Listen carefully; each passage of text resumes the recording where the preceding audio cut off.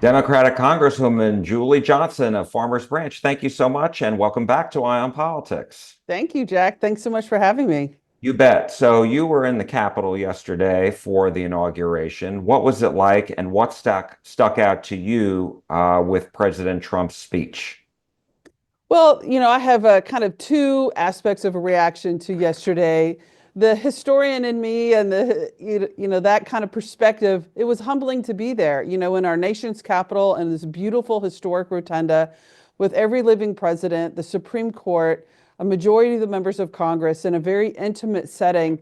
It's what our country was founded on, the peaceful transfer of power, and to be able to be present and to witness that and to be part of that history was certainly an honor for me on behalf of the residents of Texas 32. From a political standpoint, however, there were so many offensive things in his speech, some of the programs that he wants to achieve, and the way he delivered that message, I was not impressed with. What specifically were you not impressed with? Well, I think that he at the end of the day, the things that he's espousing, these executive orders that he did, for example, releasing all of the January 6th defendants, for example, people who were prosecuted through the rule of law in this country. As you know, I'm a lawyer and I respect the rule of law and I respect our court system and our jury system. These people were convicted by juries of their peers and the best legal system that we have in this world. And the fact that he just went in and completely undercut absolutely everything about the rule of law was particularly bothersome to me.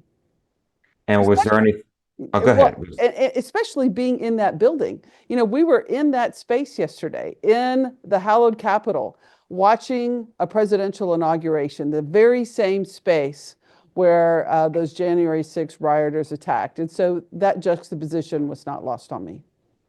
And I wanted to ask you about the president had, as you mentioned, a number of executive orders. One of them was declaring an emergency at the southern border, and he wants to send U.S. troops there, build more barrier, resume remain in Mexico. He ended the Border Patrol's One app, which would allow asylum seekers to register for appointments. And he has declared the drug cartels foreign terrorist organizations. So what's your thought about that and the impact that you think it will have? Right. Well, there's no dispute that our southern border needs attention. I mean, we can't have a free flow of people swimming the river and coming into this country via smugglers and in an illegal way. The problem with what he did is by shutting down that app, for example, those are people who were trying to come here in a legal process, people who had waited 6 to 8 months for an appointment to come to this country legally. And so that really decentivizes folks for illegal immigration, which I think is very disturbing and unfortunate. And it also applies to not just people in Mexico, but for example, folks in Afghanistan, people who worked with our troops hand in hand to be interpreters and other service personnel to really help our countrymen and our service troops while in that country. We're trying to get here so that they wouldn't face clear political persecution in Afghanistan. And so I think that just a wholesale shutting it down was too overbroad of an approach. The other thing that he campaigned on and he discussed was mass deportation, starting with criminals and perhaps those who already have deportation orders. Let me get your thoughts on that. Well, we already have laws on the books about deportation if you commit crimes in this country, and I think the vast majority of Americans support that. But for folks who have been here in this country for 20 years, that have children, that have families, DACA students, and DACA kids, it's just not a reasonable approach. And so I think we have to be measured and thoughtful in our immigration policy. We definitely want a secure border, but we have a lot of folks in this country who work to make this country function. They provide a lot of valuable services and fulfill a lot of jobs that are necessary in our economy. And so I think this global just blow it up approach is just not realistic. It's not reasonable. It's not thoughtful, and it's not prudent. Do you think there will be some kind of negotiation agreement when it comes to dreamers? I hope so. Dreamers provide essential services in this country, lots of contribution and lots of value. And they came here as children. They committed no crimes. They should be allowed to become U.S. citizens, and we should have a process to bring them out of the shadows and to make them full legal citizens in this country. As you may have heard, Congressman Keith Self from McKinney filed a bill that would move the Border Patrol from Washington, D.C. to Texas. Where are you on that? I'm a no on that. We have centralized government. There's efficiency of process. I'm going to be a member of Homeland Security, and I'm very excited about that. I was appointed to that committee. We have our organizational meeting today, as a matter of fact, so I'll learn what committees I'm going to be on. One of the committees I'm requesting is border security. I mean, I do think that Texans need to lead on this issue, and I look forward to being part of those discussions. But we have a centralized government. We have the agency heads all in DC, so we can have clear coordination and communication within the various aspects of our government. And I think starting to spill that out across the country doesn't make any sense. Do you see Texas becoming a ground zero, if you will, for detention centers if that comes up?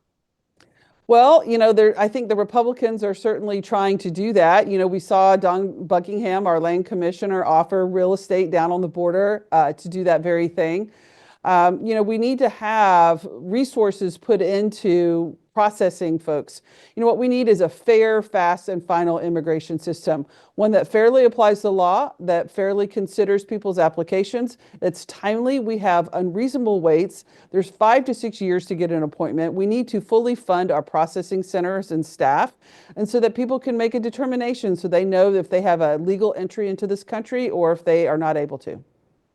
You voted against the Laken-Riley Act earlier in the month. Now it's going to come back to the House, I believe, tomorrow, Wednesday, and you voted against it the first time. Why is that, and will you plan on voting the same way? Well, I have to see if the Senate made any changes to the bill for it to come back. Obviously, they did, or it wouldn't have come back to the House. But I voted against it because it really created some standing exceptions for attorney generals to abuse the process and sue the federal government. The devil is always in the details on this legislation and why it's there. And so, I voted against it because it had a lot of due process violations. And as a lawyer, that's something I pay attention to. And one more question on the border, and that is, do you support a bill that would reimburse the state of Texas for the billions of dollars it spent to shore up border security during the Biden administration? Um, I don't know if I would or not. Again, I'd have to see the language of the bill to see what it encompasses. But Greg Abbott, our governor, did a lot of performative spending down there for reelection purposes that really didn't make a meaningful contribution to our border security. If it had, we wouldn't be in the situation that we're in now. And so I'm not for wasting governmental resources for one politician's performance gain. And so we'll have to see what the real policy is about. I also wanted to ask you about some other Trump executive orders. They include, he said the federal government will only recognize two genders, no men and women's sports, and he also ended what he called, quote, radical and wasteful government DEI programs and preferencing. So what's your reaction to that? Unfortunately, President Trump does not embrace the diversity in this country. DEI initiatives have really given opportunities to minority groups that have historically been behind the eight ball and have not given equal opportunities for them to participate in our society, get education and advancement and those sorts of things.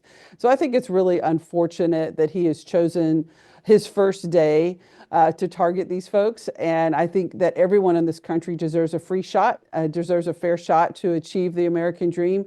And unfortunately, I think a lot of his initiatives are trying to put that behind folks. Congresswoman Julie Johnson of Farmers Branch, thank you as always. We appreciate it. Thank you so much, Jack. It's always a pleasure to see you. Likewise.